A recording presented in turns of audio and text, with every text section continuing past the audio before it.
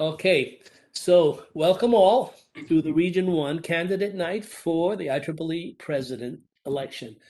We are very, very happy to say that we have the four candidates with us today, and they're going to be presenting. And the way we're going to do this, we're going to have them each talk 10 minutes. And then after that, we will ask for questions. And we will give each candidate a few minutes to answer that question. So we'll expect to have common questions, and we will give everybody a shot at answering the common questions. And with that, the order is going to be as follows. Saifur Rahman will be first, Tom Coughlin second, SK Ramesh third, Francis will be fourth, and then we'll have our question and answers. So Saifur, are you ready? I'm ready. Can I start sharing my slides? You can. Thank you. Let me try that. Thank you very much. Good evening, ladies and gentlemen. I haven't seen a lady yet. All gentlemen looks like, but anyway, we'll see. Maybe somebody will show up. This is my presentation to Region 1. You may or may not know, I lived and worked in Region 1. I was a student at Stony Brook University in Long Island many years ago. And I have been giving talks in Boston, New York, New Jersey frequently. In fact, I have been giving talks. I gave a talk in Boston a couple of months ago. With that introduction, let me briefly tell you who I am and why I'm running for president-elect and what I will do if I get elected. So I'm at Virginia Tech. I am a chaired professor in electrical engineering. I direct what is known as the Virginia Tech Advanced Research Institute, which is a multidisciplinary research institute for engineering and computer science, which I direct. I also direct the Center for Energy and the Global Environment, which is very important in today's market because this gives us an opportunity to deal with issues of decarbonization, global warming, climate change, and the like. So I do a lot of speeches and research in those areas as well. That's one part, academic activities. IEEE-wide, I have been active in IEEE since 1985, when it became a section chair in Virginia Mountain section, and I've been doing volunteer work since then. I served as a president of the IEEE Power and Energy Society 2018-2019. I give a lot of lectures globally for IEEE PS, a distinguished lecturer. In fact, the last few months, I'm giving a talk every 3-4 days, looks like twice a week for my own research areas. I come to this position from the publications background. I was VP of publications for IEEE, as all of IEEE, and also served as VP of Pubs for Power and Energy Society for many years, multiple times. I'm the founder of a software company called BM Controls in Virginia, which does work on energy efficiency applications in commercial buildings. That's my other work. Now, I belong to 4 IEEE societies plus Women in Engineering. I have published or give lectures in PES, Computer Society, ComSoc, and Electron Devices Society because my research is in those areas altogether. As I said, I represent IEEE and my university in many conferences. The 3 pictures or 4 on the screen on the upper left is a talk I was like a panelist at a global power exchange program in Canada a couple of years back. The middle is a conference speech. I was awarded IEEE USA Outstanding Volunteer Award some years back. I also organized multiple smart grid conferences in Washington, D.C. over the years, and I work in smart grid area and energy as well. So this is where I'm coming from today, from my perception and views. IEEE has 3 primary focus areas: conferences, publications, and membership, of course. These are both opportunities and challenges. PES makes a lot of money from some conferences. We have publications which can be risky because of open access. We can talk about that later on if you like. And membership is pretty flat. It has gone down a little bit over the last year, but some societies are growing, some are not growing as well. This is the challenge we got to deal with. Now, this is my 6-point vision. This is what I'm running on for this competition or campaign for president of IEEE. Just go through the circle from top and clockwise. Encourage and recognize member engagement. I'll talk about those in more detail as we go forward.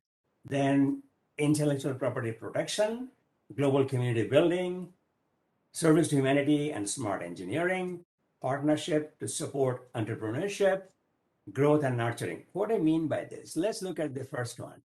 Encourage and recognize member engagement. Members, if they don't engage, they don't renew very well, very much. This is important. But how do you recognize members' contributions? This is my second bullet. Many members work on standards committees, and paper reviews. I only recognize them more formally if I become president, number one. Top bullet, encourage tech professionals without a college degree to join IEEE. This is important because today's market, many of the IT professionals work in industry may not have a college degree in engineering, but do they not belong to us? I think they do. I'll focus on conferences, publications, membership. I talked about this. Sorry about this. And this is my 6-point vision where I talk about what I will be focusing on. So college degree holders are fine. But if you don't have a college degree, we will still welcome you to make IEEE a bigger umbrella. Committee work, standards committees, reviewers, we're going to focus on that. And this is very important. Many members, especially industry, don't have the, knowledge or awareness that they can easily become senior members. One thing is references. I have talked to my society chapters. They help chapter members with giving them reference list to encourage them to become members. And that would be one of my things to do going forward. So global community building, what do I mean by this? IEEE conferences and also section and chapter events are very good provide opportunities for members to network with each other. This is something I want to formalize. Again, our leadership does not reflect the membership demographics as well. So I want to encourage more women, minorities, and life members to get engaged in IEEE's section level work, society level work, and IEEE level work as well. And what is financial transparency? IEEE is a big corporation. It has a lot of source of income and buckets of expenditures. I like to see we put a better connection between where the money is coming from, where the money is going for the members' benefits. So now, growth and nurturing, I want to make sure we have a lot of opportunities like Collaboratech. And members should be aware of those opportunities. They can use that for upskilling their credentials so they can be more effective in their jobs. I helped establish what is now known as the PES University, focusing on industrial members in industry. I want to bring some of those best practices from PES University to IEEE University Online that is starting to build up, and focus on industry certification courses because of power and energy, a lot of industry members. This is a very useful feature we can give to them. This is a much bigger purpose because of things like global warming, climate change, decarbonization. We in IEEE can play a role in bringing people together on our platform by talking to thought leaders, policymakers globally, so that they can find technologists to answer questions for them. So that is something IEEE, in my judgment, is able to, but not doing as much as it could. Partnership to support entrepreneurship. This is very important because many of our young members have a lot of ideas, innovation, but they are not always able to get organized. I know IEEE has a program on entrepreneurship activities that needs to be more visible, especially among young members and grad students. I would like to see IEEE take some leading role in incubating innovation centers in some sections, like in your area, especially Boston, New Jersey, New York, and so on and so forth. And I would like to challenge our sections to see who does better job in highlighting startup opportunities in their sections. So maybe we can do a competition and give them some incentives to do that going forward.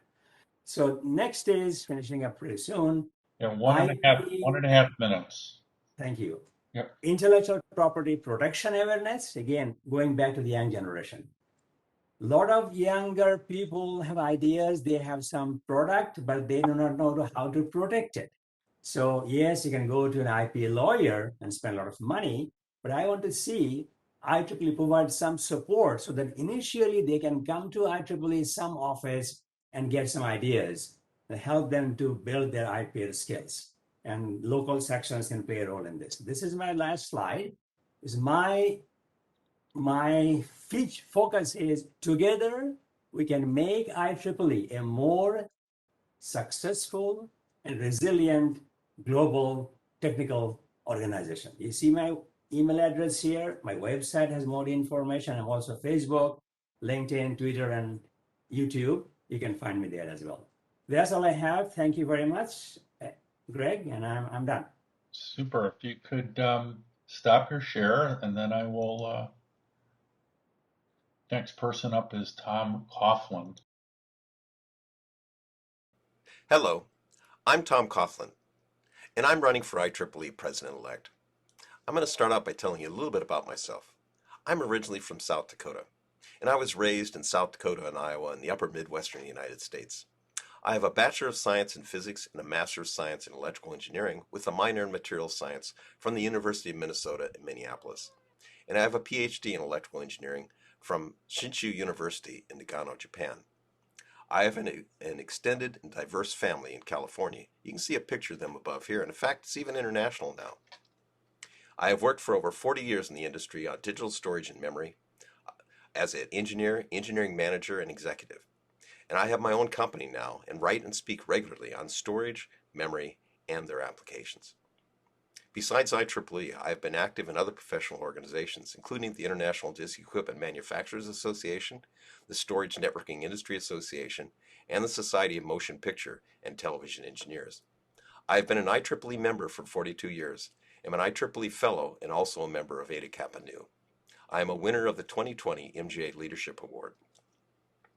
Some of my IEEE activities are President of IEEE USA, Director of IEEE Region 6, the Western United States, Chair of the IEEE New Initiatives Committee and the Public Visibility Committee, General Chair of the 2011 Sections Congress, Vice President for the Consumer Technology Society, where I also helped with IEEE standards, Chair of the Santa Clara Valley Section, the largest section in the world, otherwise known as Silicon Valley. And I'm still active in the Santa Clara Valley section. For instance, last year, I helped to form a Society of Social Implications of Technology chapter in that section, which is the first in the Western United States. I'm a member of many IEEE committees over the years, such as Future Directions, Membership Price, Lifelong Learning, Sustainability, Industry Engagement, and Eta Kappa Nu Strategy. Since its inception in 2013, I was a Volunteer Leadership Training, VOLT, program trainer. I'm a member of 6 IEEE societies and also several technical councils, and I'm active in general in IEEE volunteering, working in many IEEE organizational units, familiar with the volunteers and the leaders in these units. I have written many articles, papers, and other IEEE documents, and I'm a reviewer for transactions and magazines as well as conferences. In addition, I do writing of my own. For instance, I do a blog, regular blog for Forbes.com on digital storage and memory and their applications. I have helped organize many IEEE events, and I have close to 20 years experience in organizing events outside of the IEEE for digital storage and memory topics. I was a distinguished lecturer for the IEEE Consumer Technology Society for several years, speaking all over the world on digital storage and consumer electronics, based upon a book that I wrote on that topic. I'm a frequent invited speaker at IEEE and other events and webinars. You can see some of them here. I love meeting new people, and I've enjoyed the experience with IEEE of being able to make true friends and colleagues that span the continents. And I'm happy to travel and participate in IEEE events over the years and in the future, should I be selected. Some of my IEEE accomplishments are: I chaired the 2019 IEEE Membership Price Ad Hoc that informed the 2020 to 2021 initiative to offer reduced student and young professional memberships. As IEEE USA President, I got IEEE USA to fund the creation of a set of videos promoting young professionals in conjunction with the Computer Society and the Power and Engineering Society for membership promotion in the U.S. The theme was IEEE is my competitive edge. These are being used for IEEE membership promotion for the 2021 membership campaign and have shown in television stations throughout the United States. As Region 6 Director, I gave awards to several companies in the region, conducted senior member elevations for Region 6 company executives and others, and promoted a campaign for local section volunteers in Region 6 to call non-renewing members that resulted in a 2% increase in membership recovery during that period. I was also a co-founder of the IEEE Rising Stars Conference. Attendees, young professional and student attendees of the Rising Stars Conference have a much higher retention rate than the general population. As Santa Clara Valley Section Chair and San Francisco Bay Area Council Chair, I promoted and then chaired the 2011 Sections Congress in San Francisco, where I helped to engage more parts of the IEEE than had been involved before, as well as folks within the local section, in particular with all of our chapters there, to introduce section volunteers to all the technical society chapters that we represented in the Bay Area.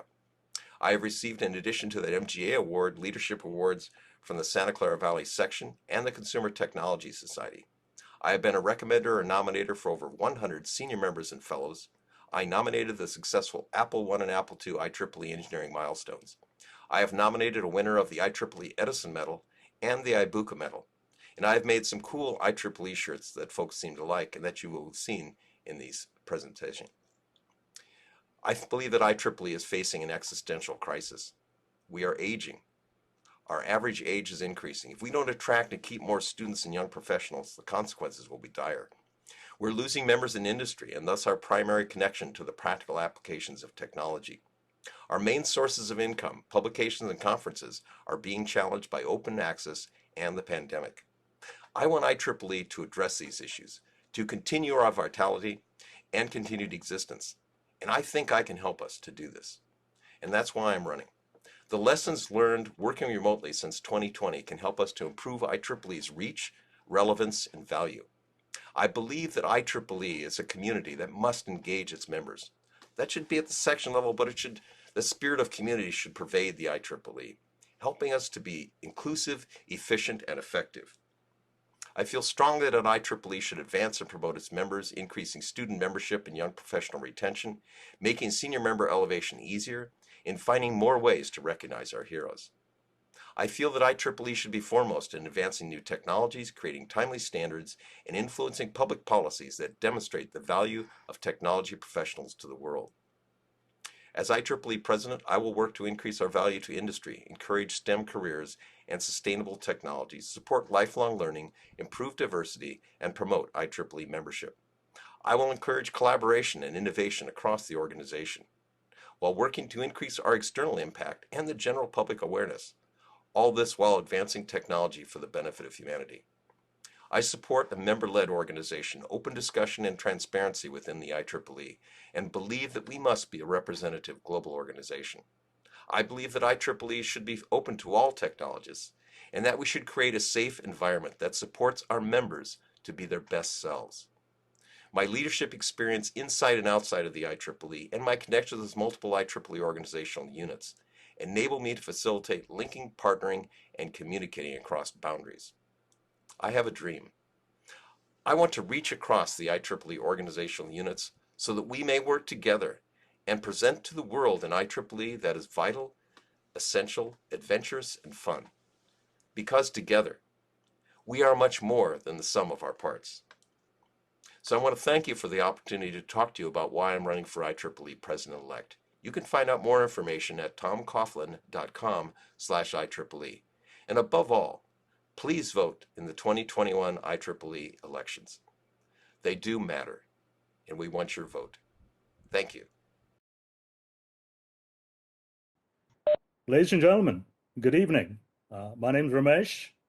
It's an honor and privilege to join Ed and Greg and all the wonderful volunteer leaders. I've been scanning the list of participants, and I see a lot of familiar faces and a number of new faces. I could begin by saying it was the best of times, it was the worst of times, live from Los Angeles to Boston and to the great Northeast. It would be wonderful to do this in person, wouldn't it? But here we are, 18 months down the line, and somehow, some way, we found a way to make things work.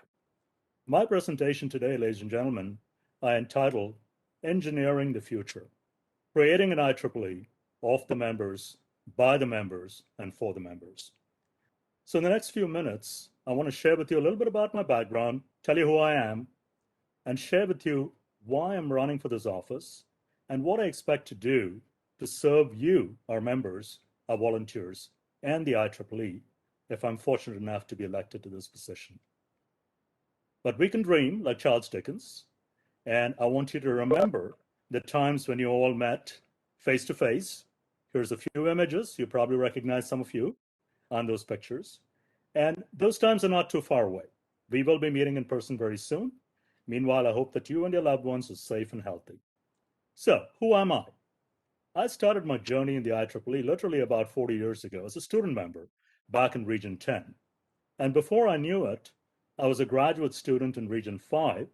And again, in the blink of an eyelid, I found myself in Region 6, which is in California, where I've spent the better part of my professional technical life, about 33 years.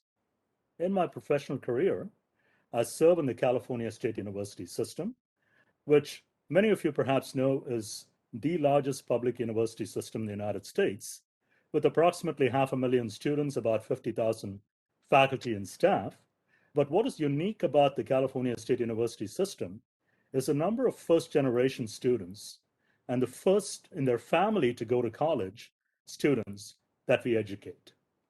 It is an incredibly diverse environment, and I'm very blessed and fortunate to have been a faculty member, a department chair, and a dean at California State University, Northridge, where I'm currently a professor of electrical and computer engineering. So where does IEEE fit in on this journey? IEEE, in fact, has been an integral part of this journey from day number one. I've had the opportunity to serve at the section, area, technical chapter, as well as the student branch levels, rising to serve on the board of directors as vice president of educational activities, on the publications board, on the awards board, serve as president of IEEE Eta Kappa Nu, our honor society, as well as on ABET, the board of directors. I think many of you know ABET is a global accrediting body for engineering, computing, technology, applied and natural sciences. And I was recently elected as president-elect of that organization. So very, very privileged and honored to serve. But perhaps the one thing that I cherish the most is the opportunity to work with volunteers like you, with staff around the world, with our members, and truly make a difference and observe how that happens. I'm a member of two technical societies, Education Society and the Photonics Society. Previously, I was a member of the Communication Society, but like many of you, our interests change and times change, and I moved on to a different society. All right, let's talk a little bit about challenges and opportunities. And quite frankly, none of this should come as a surprise to any of you. So I see 4 challenges, and if you flip the coin, each one of those could be an opportunity. I think when you look at IEEE and you see such a globally dispersed and diverse community, from educators, students, young professionals, women in engineering, by the way, that group grew by almost 38% during the last year, entrepreneurs, industry members. How do we serve our globally dispersed population? What does IEEE mean, depending on where you sit? Structures. Our organization and our structures always have to be there to support our members. It doesn't matter that we have TAB and MGA and all of these great structures. From the member's perspective, how is IEEE serving me? And we need to be able to adapt and change to serve them. Resources are very critical. We are a 501c3, and we've done very well over the last several years with publications and conferences driving our revenues. But both of those areas of our business are undergoing significant change, both with open access and publications and a new world of hybrid and virtual conferences that we'll be reopening to in the post-COVID scenario. Perhaps most importantly, how do we remain relevant in these rapidly changing times and make sure that our members and the communities around us thrive in a post-COVID world? So these are our general challenges and opportunities. So like many of you, in the last several months, I've been virtual, I've been online, trying to find out from our members what they care about. So I held a number of town halls, and here are some of the things that I learned from them. Our members look to the IEEE to stay technically current. Our industry engineers, practicing engineers, are particularly looking to the IEEE. They need more application-focused workshops. They need conferences and journals that they can use in their day-to-day lives. There is a definite need for continuing education, and I would argue for retraining in the new environment, support for ongoing professional career growth. But really underpinning all of this is that sense of community, that sense of engagement. We already talked about women in engineering growing very rapidly. Again, we need to be more diverse, more inclusive, and more equitable as we seek to serve the IEEE. So what do I propose to do if I'm elected as your president-elect? Number one, first and foremost, serve our members and deliver an exceptional experience. Now, this may sound cliche, but I really believe in this as a member who's benefited and who's moved on to become a committed volunteer, and now with an opportunity to give back to my society and to the community. There are three strategic areas of focus, and they all revolve around engagement. Member engagement. We have to have affordable and accessible continuing education and retraining programs. I created the IEEE Learning Network. I'll talk about that in a minute. We've got to strengthen participation of our affinity groups. Women in engineering, life members. Yes, life members have a tremendous role to play in mentoring our new and upcoming members, entrepreneurs. Volunteer engagement. We do volunteer engagement in a very dispersed way. What I propose to do is to create a volunteer academy program, a program where you can nurture IEEE's future leaders, build trust, strengthen collaboration, so that no matter what organizational unit you come from, you have the opportunity to train to take on leadership roles. Industry awareness. This is critical. I live in the Buena Ventura section, and we have tremendous industry participation here locally. I'd love to see that. I'd love to see the industry hub concept that is being piloted right now to increase industry awareness of IEEE so that we improve relationships between IEEE volunteers and key industry leaders at the local level with support at the corporate level. Third area of focus, industry engagement. Everything that we do, conferences, publication standards, we've got to really make them relevant to practicing engineers. I know we're working very hard on it, but we've got to do that even better. We can focus on innovation, not repeat the things that we did, but truly do the things that make a difference for the IEEE. Sustainability is going to be key. Climate change, healthcare. We know about all the new jobs that are coming up as we look ahead to a world with hybrid and virtual conferences, as well as open access publications. And we absolutely need to be a good steward of time and place and resources and empower the volunteers, the board, the staff, and the volunteers to ensure that the members get the benefits that they deserve. How do we do this? In one word, ladies and gentlemen, collaboration. Collaboration is critical to our success. As you look at the collage of images there, I want to tell you briefly about the IEEE Learning Network. 5 years ago, it didn't exist. I was Vice President for Educational Activities, and we talked about the fact that IEEE is everywhere and yet very hard to find. We collaborated with now 30 different technical societies. We have close to 1,000 webinars, courses, and programs that are tailor-made for our members. That's the kind of activity that I'm talking about. At the pre-university level, under the leadership of President Kathy Land, we are now emphasizing our tri-engineering efforts. Tri-engineering Together, a mentoring program. IEEE ADACAP and you. We transitioned to virtual inductions during the past year. Again, we were founded in 1904, steeped in tradition, but we've adapted. We've had conversations with some of the most brilliant minds in our industry. Bob Metcalf, who talked to us about the Ethernet. And I see Joe Green is in the audience today as one of our student governors. And he hosted the conversation with Marty Cooper, who invented the cell phone, along with Katie Brinker. These are the kind of things that we need to be doing. We need to engage our young people. We need to engage our affinity groups. they need to feel connected, and we need to do that in a new and improved way. Virtualize our conferences, look for opportunities to leverage open access. Yes, it is a challenge, but IEEE can lead from the front. With the transformative agreements that are shaping up, we have a great opportunity to make a difference for all of us. So what I would say is, in order for us to collaborate, trust. Thank you. Trust is very critical.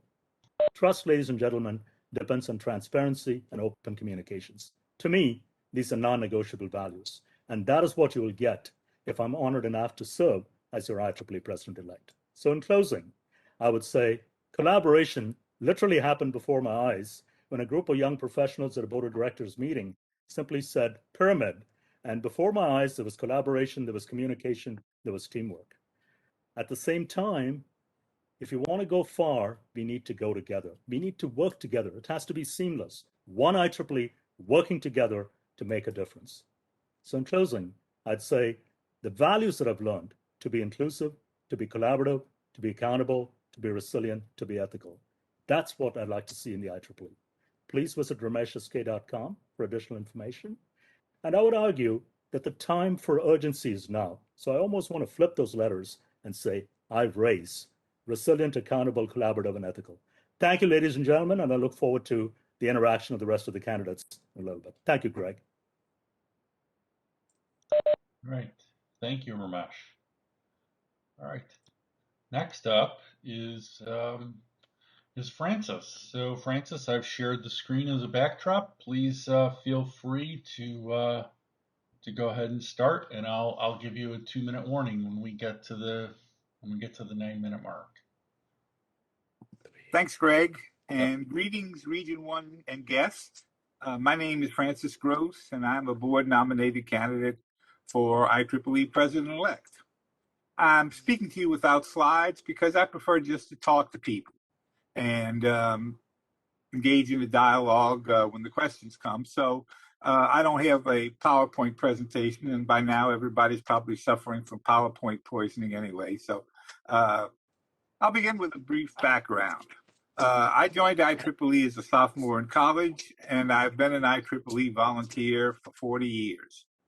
I've served in all section offices except treasurer, and I was on the Region 5 Executive Committee for 20 years. I served for 3 years on the IEEE Board of Directors, 2 years as Region 5 Director, and 1 year as IEEE Vice President for Member and Geographic Activities. On the society side, I have been active in a large number of IEEE conferences, including serving as General Vice Chair of the International Symposium on Circuits and Systems, and as Technical Program Co-Chair of the Communication Society's GlobeCom Conference and the Power and Energy Society's Transmission and Distribution Conference and Exposition, which is IEEE's most successful conference. And I'm currently on the local committee for the Transmission and Distribution Conference 2022, which will be here in New Orleans next April. And I invite you to join us for that. I have bachelor's degrees in physics and in engineering sciences and a master's in engineering, all from the University of New Orleans, and a PhD in electrical engineering from the University of Illinois at Urbana-Champaign. I'm a registered professional engineer, and I've spent the majority of my career in industry as a working engineer, primarily in advanced technology research and development, but I did teach for a few years at the University of New Orleans as a full-time faculty member, and also as an adjunct faculty at both UNO and Tulane University.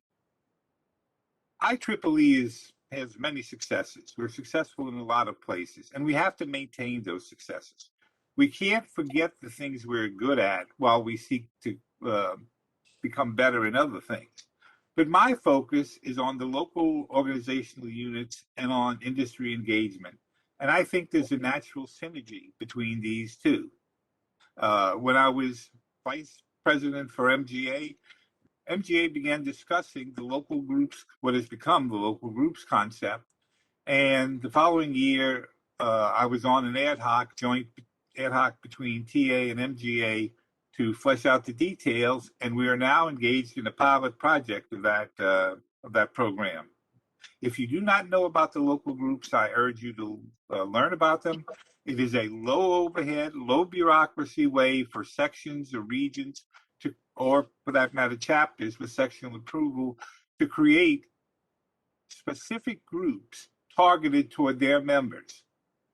They say all politics is local, so is IEEE. One size doesn't fit all, and we can create whatever you need, or you can create whatever you need that will engage your members.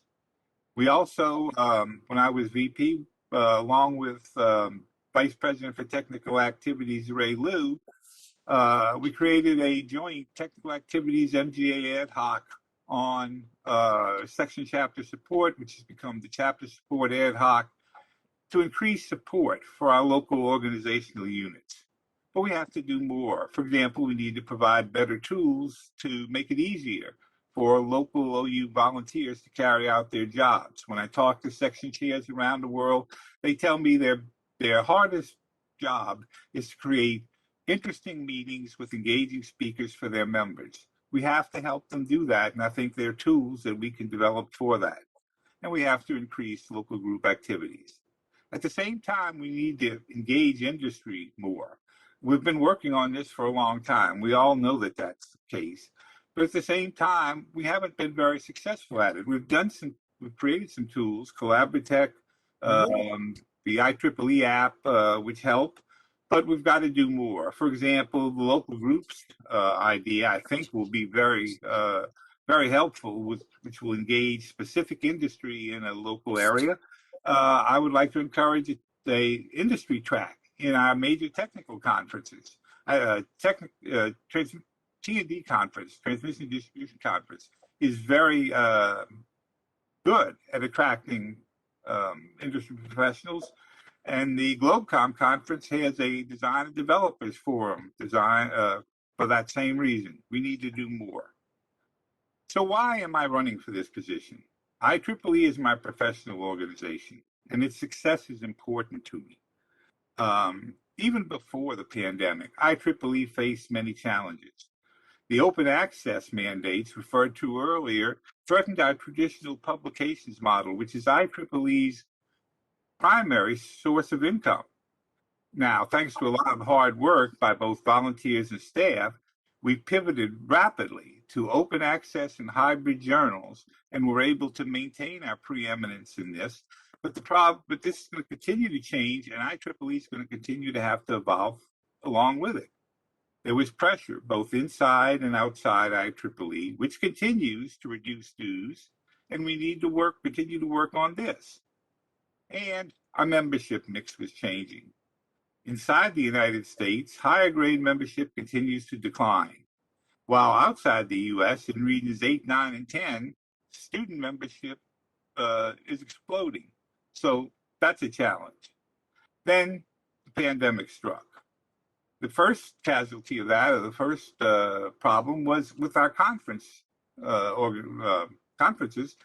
and conference revenue is our second largest source of income. Again, thanks to a lot of hard work by volunteers and staff, we were able to pivot rapidly and create hybrid or virtual conferences. And we've been very successful at that. But again, these changes are going to continue to linger long after COVID's over. And the second casualty of that, of course, was our face-to-face meetings we normally held, which is why we're talking virtually this evening. While we have many challenges, though, IEEE also has many resources. We are the world's largest professional technical organization with around 400,000 members. We have financial resources to help us ride through this. We have an incredible core of volunteers, tens of thousands of volunteers all around the world who devote, like people like you, who devote your time and your talent to making IEEE the great organization that it is. And we have an incredible staff who, surveys tell us, regard IEEE as more than just a job and are dedicated to our mission of advancing technology for humanity. With all of these resources, I think we have an opportunity to not only meet, but to surmount these challenges. and to emerge from this a better, stronger, bigger IEEE, better able to engage the public and explain the value of engineering to them, better able to serve and provide value to our members, and better able to fulfill our mission of advancing technology for humanity. I would very much appreciate an opportunity to help lead IEEE through these next few years, and I would sincerely appreciate any support or consideration you might give me. And I would also like to echo the other candidates in asking you to please vote whoever you choose. IEEE cannot be the organization you want it to be unless you elect the leaders who will take it there. So whoever you choose, please vote. Thank you.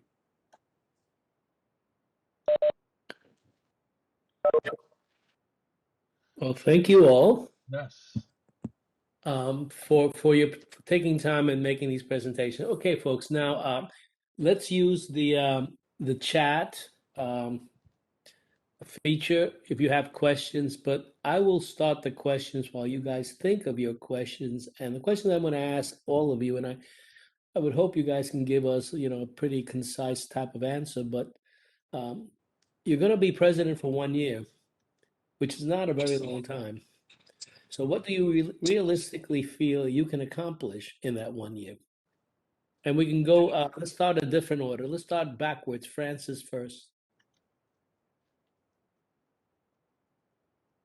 Thanks, Ed. That is a really, really good question. Ray Lou and I work together very well, and he's the president-elect, so he will be president when I am president-elect, so that will help. That gives us a certain amount of continuity, but we have to plan and we have to develop collegiality. Leadership is not about doing things necessarily yourselves, but it is about inspiring other people to work with you to accomplish things which benefit everybody. I think we can do these things, and I would work very hard to work with the board and with all the volunteers to fulfill the vision that I just laid out. Thank you. Ramesh, your shot. Great. Thank you, Ed. And wonderful question again. And time is limited, and it is very important, whoever is there in this role, not only to connect with the ones who came before you, but the ones who are going to come after you. To me, the central question is engagement, and I would focus on improving that, particularly for our industry practicing engineers, number one. And in order to do that, the idea that I have is to go out and do the local groups as well as the chapter support ad hoc. They have some great recommendations. We just got to go out and implement them. That's going to improve connections between societies and councils and chapters, improve the way in which we can serve our industry people. So that's going to be a big priority. The Volunteer Academy has already started, so we can continue to work on that. But it's all about connections, and it's all about ensuring that when you leave the job, that you leave it in good hands and you leave it with a leadership team that will carry this forward over the next 5 to 10 years. Thank you. Thank you, Ramesh. Thomas. Sure. Actually, when I was elected president of IEEE USA, I realized that it was a short time doing this. Again, it's a year's term, and you really have to get started when you're the president-elect to get your ducks lined up. For instance, that video, creating those videos, the short young professional videos for membership promotion, basically took 2 years to make it happen, and then finally got started being used the year after I had been president. So I fully appreciate that. I think the critical things we have to deal with, and particularly in the United States, is our aging membership and our loss of members in industry. And if I were to say the biggest thing that I would want to focus on are things that could particularly deal with that. I agree that I think the local groups idea, which I've supported, I think could be useful in many sections to do that. But one thing that came up actually in some town meetings I've been doing to get members' opinions that was brought up was, what if we could create a stronger connection with industry in various ways, find things they use. But one thing particularly that was mentioned was, what if we could connect companies up with our student members, make a big effort out of that for internships and jobs. It'd be a way for engaging with our students to let them know that IEEE is more than a student club, and perhaps retaining their membership. It also would be a way of providing a real value to industry. Part of the things we need to do, not everything, but it kind of deals with a couple of problems that I think are serious ones for the IEEE. So there's a lot of things I'd like to do, things that address the keeping young members in the IEEE, retaining them, and also creating stronger connections with the industry. Those are two big themes for me. Thank you. And Saifur? Thank you very much. Very good question. I would focus on my 6-point vision. You'll notice all these 6 circles. I'm not doing anything new. I'm providing a system or a structure to things we do, get better results. For example, we have talked about making easier for people to become member to senior member. Easier doesn't mean we change our rules. So I want to formalize a process, easier to get references. An example, we talk about education. We have to talk. I have served in TAB for 6 years, and also I been board of directors. I see there's a disconnect between what I see TAB discusses and what the board discusses. I like to engage directly from the board level with the societies. Some societies are doing some things well, some are not. So how can we bring the knowledge of one society doing well in conference or publications, whatever the case may be, to the attention of other societies who need help? So this is my mission: is communicate between the leaders and between members, grassroots level, as well as the chapter leaders and section leaders. have said many times to me when I was PS president, my chapters are our foot soldiers. They are the ones on the ground. So we have direct communication between the chapter leaders. I formed chapter councils in Africa, Latin America, India, China, and so on and so forth. That made a lot of inroads, help membership grow, and bring young people to be active in PS and IEEE, of course. So those would be my things. In summary, formalize things we do well, provide a structure, get better results quickly. Thank you. All right, so we're going to have now questions associated with students. It came from one of my area chairs as well as from Joseph Green. I think the questions are similar. So let me ask the question as follows.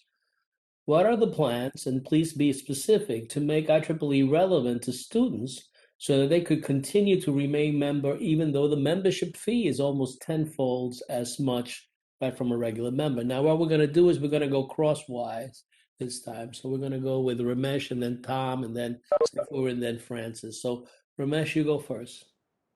Thank you, Ed. And that's a wonderful question. Thank you, Maharaj and Joe, for asking that. And as you look at the statistics around the world, you know that right now we have incentives to engage as student members. The Future 50 program is going to go on through 2022 and 2023. That's a good thing. But the big question that we need to answer is what happens afterwards, the transition from student to young professional, and how do we remain relevant? A few examples that I have in mind are to do what some of our societies are doing. I'm a member of the Photonics Society, and they've completely revamped the way in which we approach our membership. SYP courses, student and young professional technical courses, the IEEE Learning Network that I told you, that has opportunities to provide connections for our students as they transition into their careers in industry.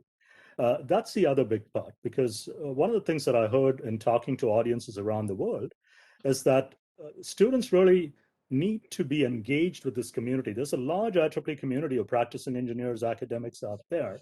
And the best way for us to do that is to open up opportunities for the students through some of these programs, increased engagement programs, mentorship programs, ways in which we can train engaged members, student members, to become volunteers.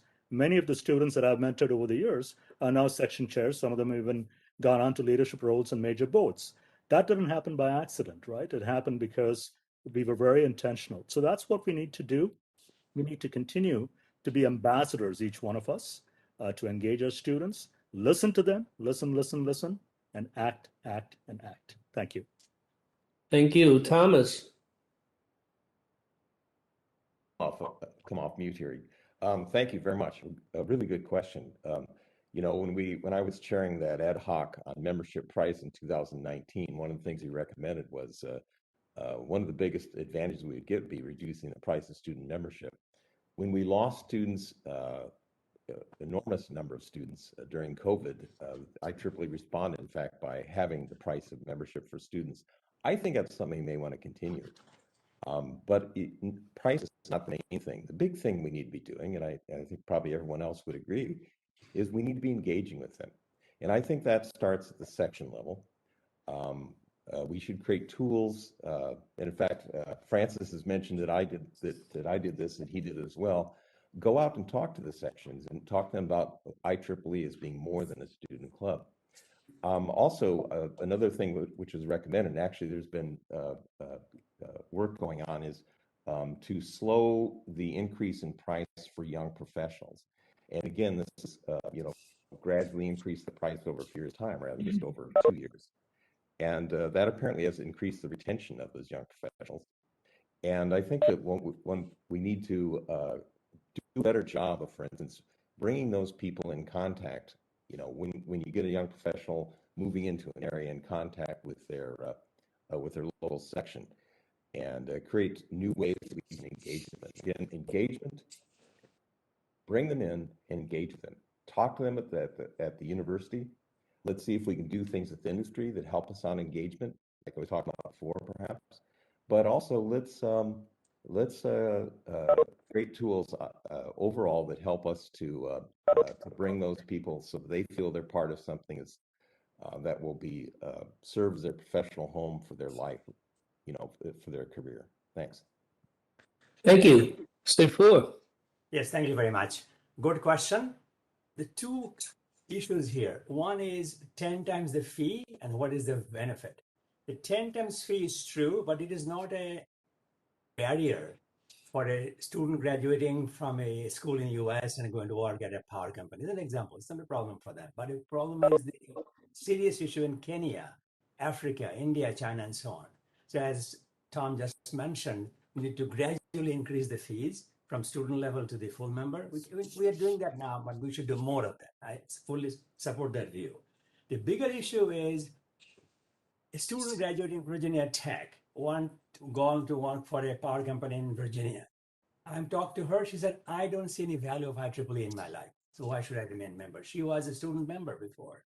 My answer is because we have not provided a platform for you to benefit from your section level work. So I have told people here that we will encourage the section leaders in your local section to provide more opportunities for networking. So you as a young female engineer go to work at a power company, you'll have some mentors who are in your city whom you can talk to in an informal way, and you can get some directions to how to do things better. So that would be a relationship building that shows the value of membership as a young engineer as opposed to a student. So that I want to formalize that relationship and work with sections. I've done that in chapter level in PES, worked very well. I hope that can be done more and more.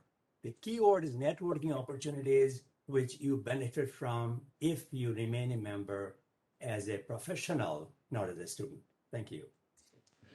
And Francis, you get this one now. Okay, thank you. I served for 4 years as the Region 5 Student Activities Coordinator, and I talked to a lot of students and a lot of student branches.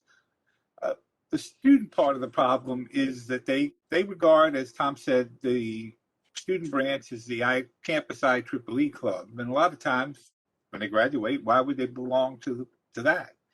So he and I have both created programs to explain to the students that they're part of something much larger, that IEEE is a lot more than the student EE club, and that IEEE can be, should be, a very large part of their professional lives after they graduate. I think a second thing is the graduated dues. I think that's important. It helps reduce the sticker shock. But the most important thing is to make sure the young professionals and the students who are going to become young professionals understand all that IEEE has. IEEE is an enormous organization. We have a lot of programs. And most of the time, they don't understand what these programs are or how they can benefit them. You know, people liken it to drinking from a fire hose. So we have to make sure that they understand all that IEEE can do for them, how to avail themselves of these opportunities and programs, and make sure that the value proposition is sufficient to support whatever the dues structure is. Thank you. Okay, so time is passing, but I'm going to now provide a questions. Actually, I'm going to take two questions because they deal inherently in finances. And so I'd like you to, kind of think of them and answer them both. So the first question deals with, would you support an initiative to make IEEE standards available at no cost, right? Advancing technology for humanity. But on the other side, the question was asked, are you realistic in expecting to replace conference revenues in a world where virtual conferences and open access are prevalent, right? So in one case, can you provide more at no cost? And on the other hand, are you realistic in expecting that the primary aspect of our money will continue given the trends? Now, the way we're going to answer this is we're going to go differently. I'm going to start with Francis, and then I'm going to go with Saifur, then I'm going to go Thomas, and then I'm going to go Ramesh. That's probably going to be the last set of questions as we get, unless folks want to stay on, but we're already past our hour. But I don't have any problems with that as long as everybody's happy. All right, so these are cost-related questions associated from two different aspects. Thanks, Ed. Go ahead. And thank you for the questions because they're both really relevant. It costs money, a fair amount of money, to create a standard. It would be very hard to walk away from all that and then have to replace all that revenue. At the same time, I absolutely agree that standards advance technology for humanity and are part of our mission. We need to examine our cost structure. I've actually got an email from from a member asking about this, the specific issue, standards. We need to examine the cost structure and make sure that it's a zero net gain. In other words, we should not be making a profit for providing this benefit to humanity. It's something we ought to be doing at neither plus or minus for the world and industry and our members. This to the point of conferences.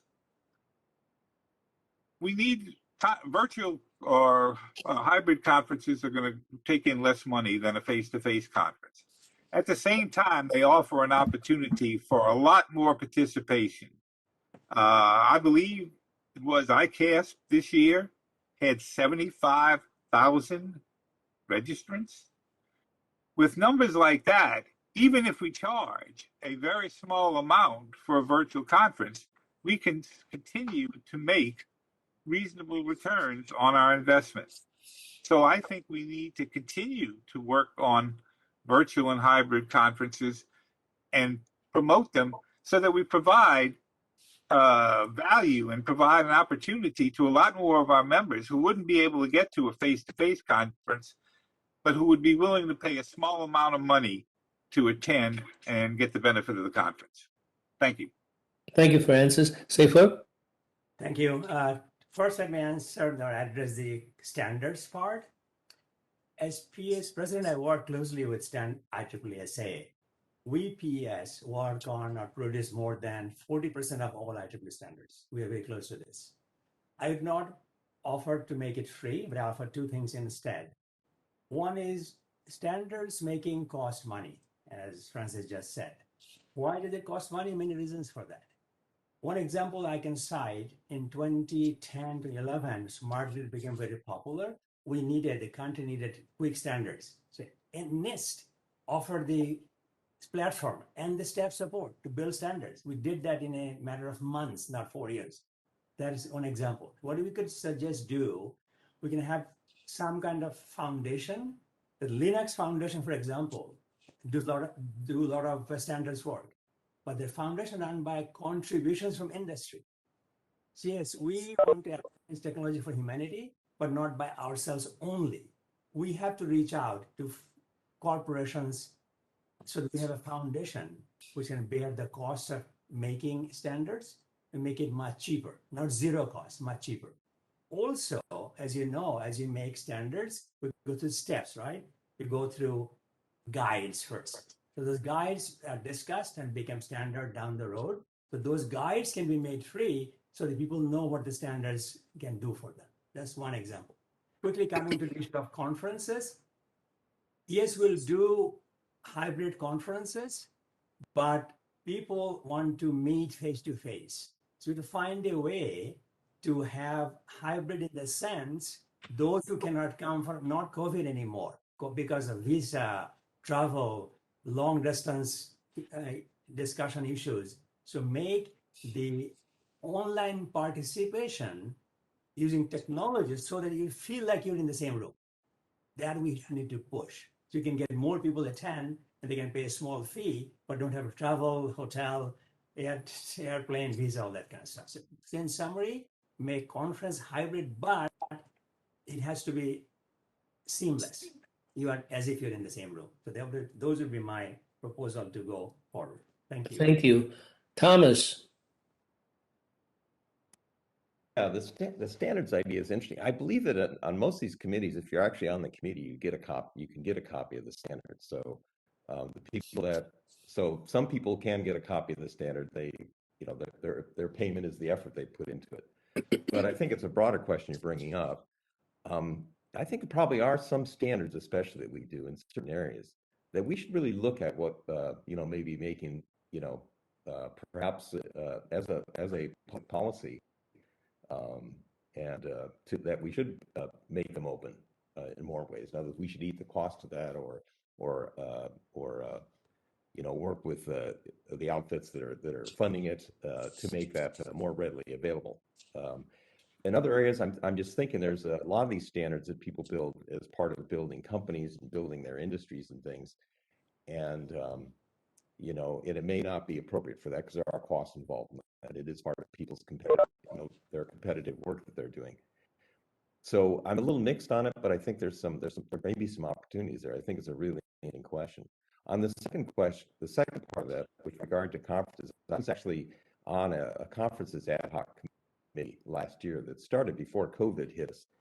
And after COVID hit us across various parts of IEEE, then the committee focused on the impact that COVID was having. And it was really very, very interesting. There were some conferences when they went virtual, they didn't make money, and there were other conferences that made at least as much money as they did before COVID. And as other people pointed out, part of it is that your expenses are less with a virtual event. You don't have a hotel, you don't have food, people don't have to travel. It makes it, in a sense, easier to attend these things. And when you think about it, this might actually be something that helps us to attract more people to use these IEEE conferences. They wouldn't have to travel. People in companies, sometimes it's hard for them to get away. It may be helpful for us to do that. On the other hand, I really love the physical events, and I'm looking forward to being able to do them again. But there's a real challenge we need to be thinking about here, and that is when you get into these events that are both virtual and hybrid. Because when you're virtual, the costs are low, but if you try to put a virtual program or having streaming on the internet, things like that, live, say in a venue, what can we do to lower the cost of doing that, make that cost effective? Because I think it's a great model, and I think it really would involve, if we can master those skills, it would give us a leg up on other organizations and really show a lot of value to our members and folks that could be our members. Thank you. Ramesh, you were last on this question.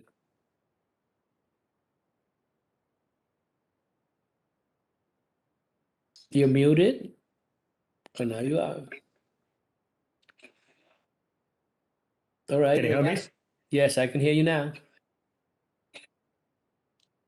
Great. There was a bit of latency when Tom was speaking, so I just wasn't sure if you could hear me.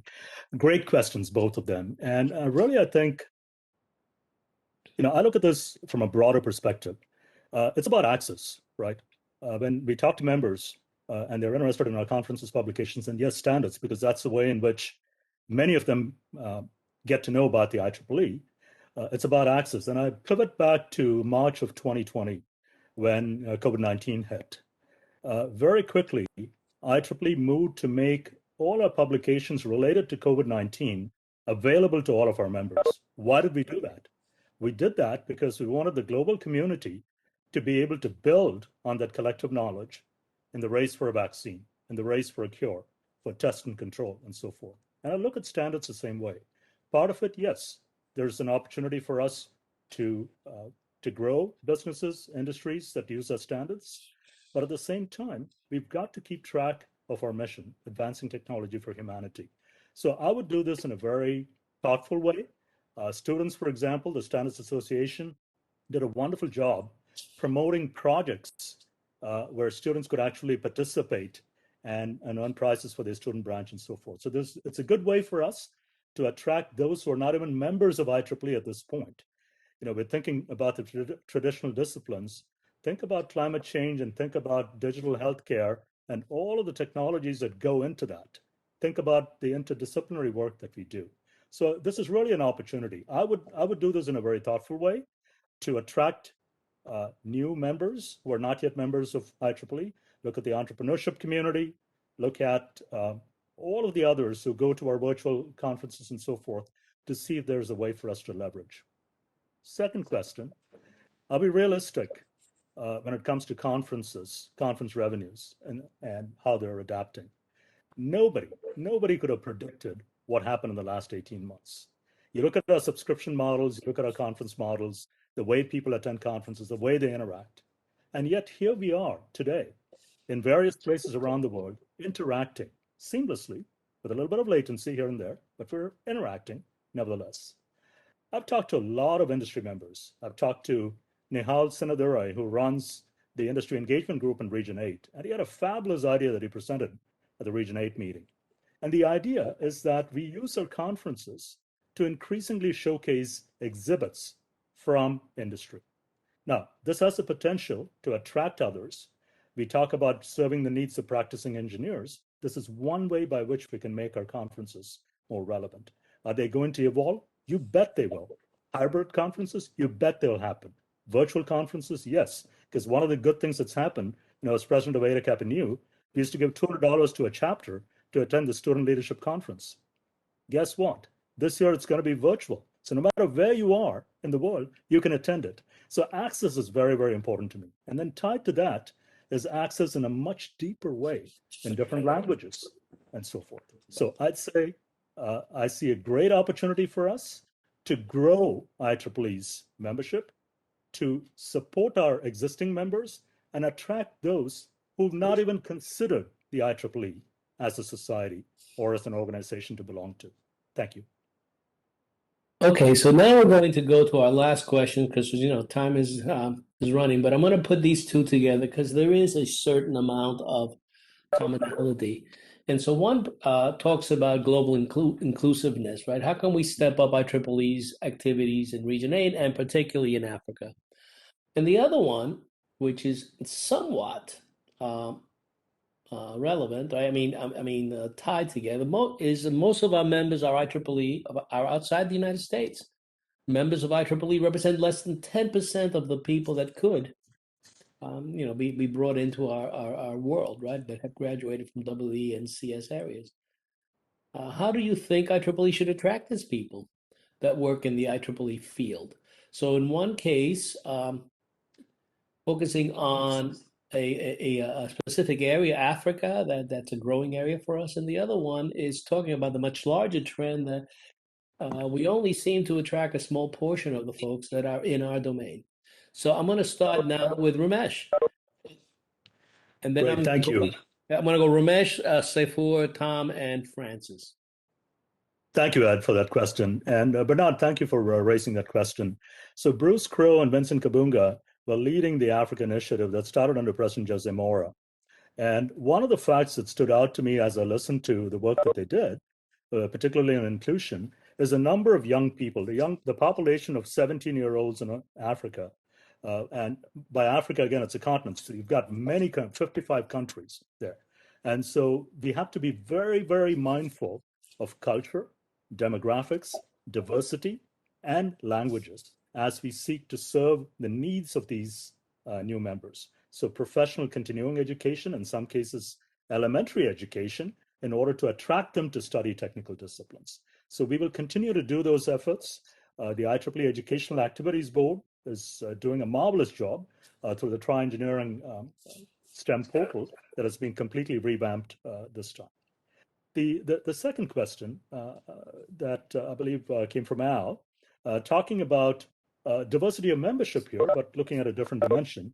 How do we attract others outside of the traditional EE and CS areas? Al, this is a great question. You know, a couple of weeks ago in ABET, we were talking about lead societies for mechatronics. Now, mechatronics has been growing tremendously, and it turns out there's about 100 programs around the world, but there's absolutely no lead society yet because we couldn't get societies to agree. So I sort of brokered that whole conversation. IEEE and ASME are going to be leading the effort to create program criteria for programs in mechatronics. So I give that to you by way of example. The IEEE Quantum Initiative right now. Think about rebooting computing. Think about the BRAIN Initiative that we did before. All of these brought life scientists, engineers, manufacturing, so different disciplines working together, but it's truly going to be the way in which the world is going to evolve going forward. So I think we need to talk about emerging careers. We need to talk about the big challenges that face us: access, affordability, climate change, digital healthcare, and then look at where we can attract different parts of our community, worldwide community, to play a part in this and make a difference for all of our lives, not just IEEE members. Remember, it's not just the future of engineering, it's engineering the future. Thank you. Thank you, Saifur. Thank you very much. Let me address the Africa question first.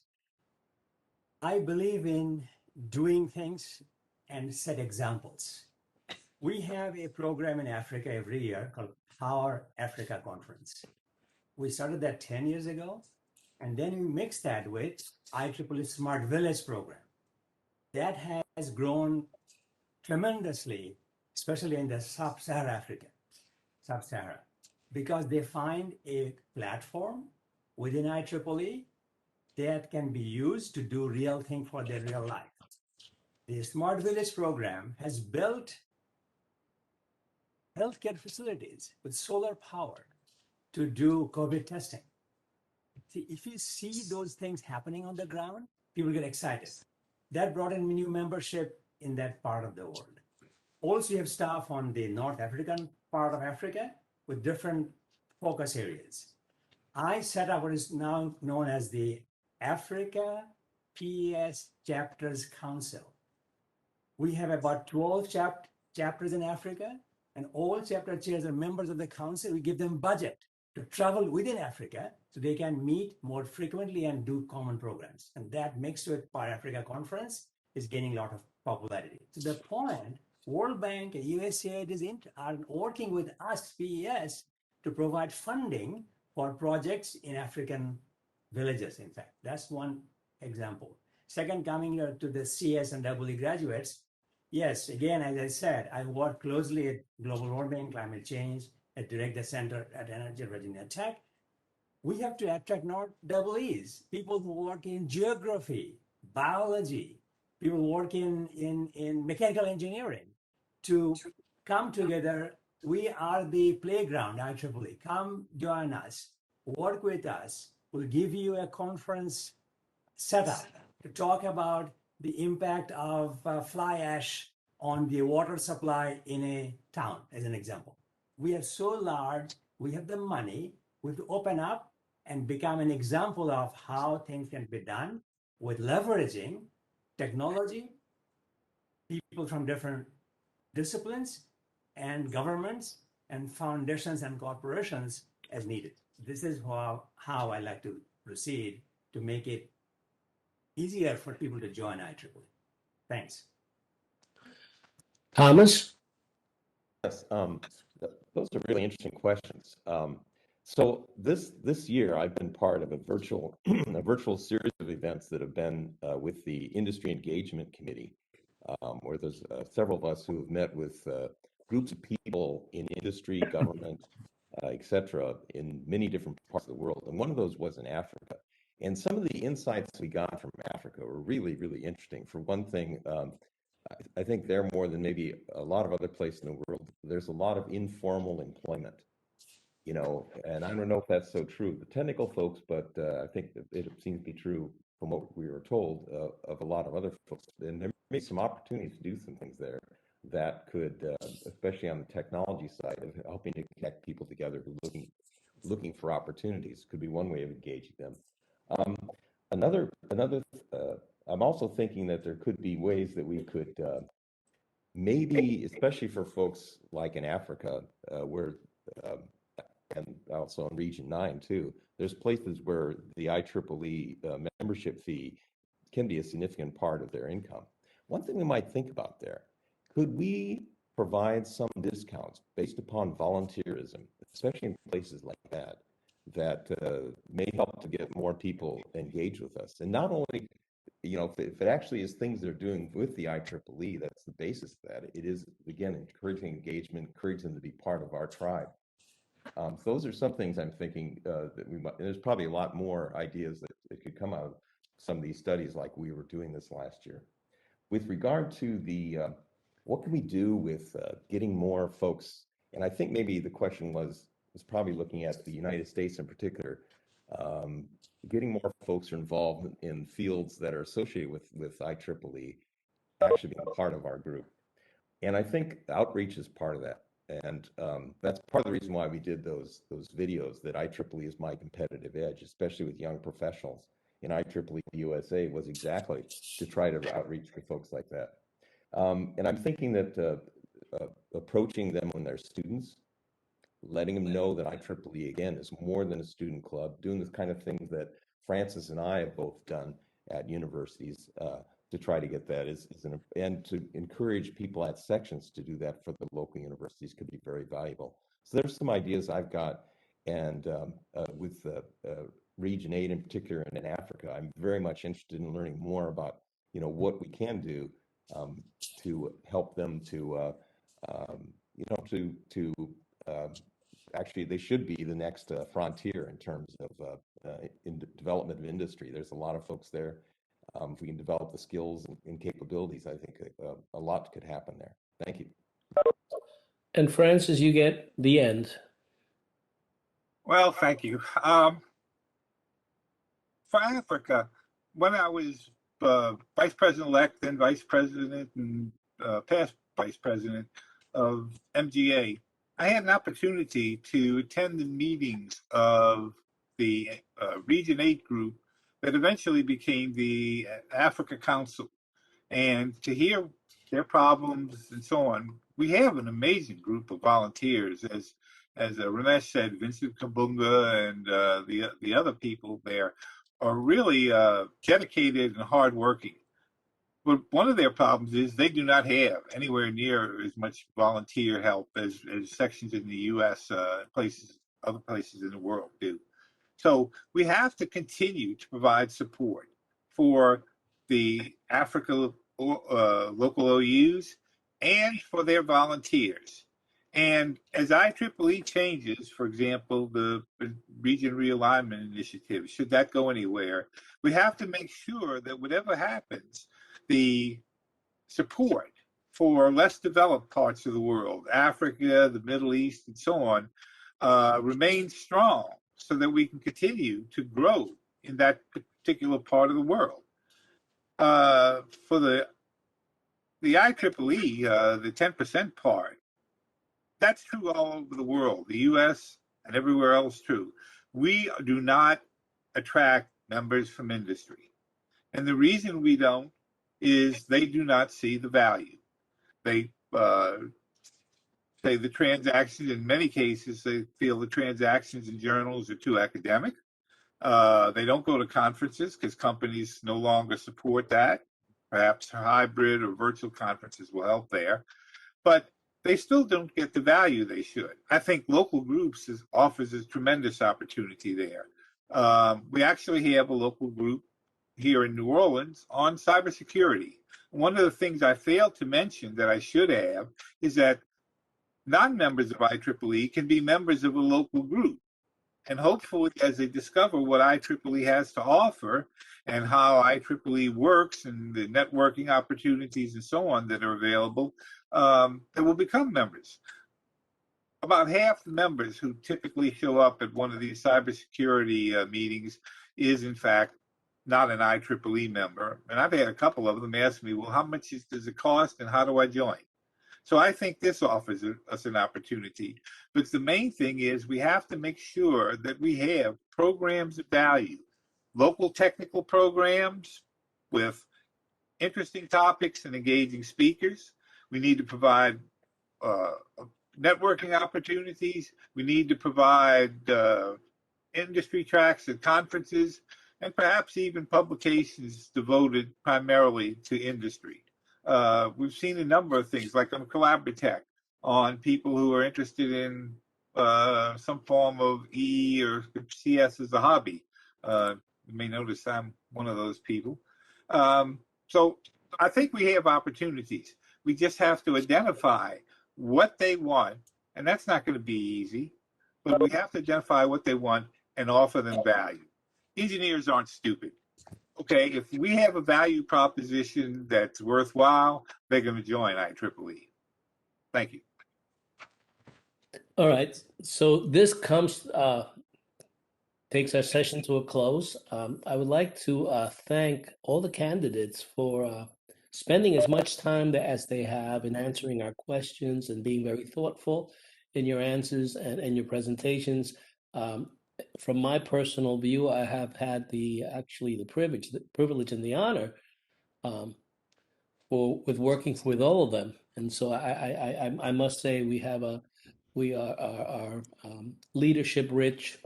We have great candidates. I recommend that everybody spend time and listen and read and choose and vote. I also want to thank the regional members that participated today. I thought your questions were truly good, and this will be played for everyone. I think that forced the candidates to cover many issues, and so we've heard many different views, and I thank you all for being here. So with that, thank you. Enjoy the rest of your evening, and Tom, enjoy Paris. All right?